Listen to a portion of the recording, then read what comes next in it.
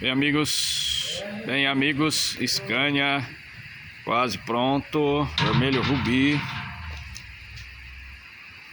pinturinha filé, já tá montada praticamente, vai dar uma lavada só, mais uma cera, roda nova, dianteira, chassizinho foi dado uma tinta,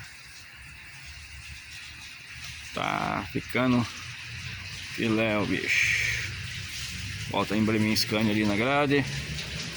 Pô, tem que lavar, tem empoeirada, tudo. Lavar a bruta e dar uma cera. Roda nova dos dois lados. O chassizinho foi pintado, escapamentinho ajeitado, tudo nos trinques. Logo vai ter o vídeo completo dela.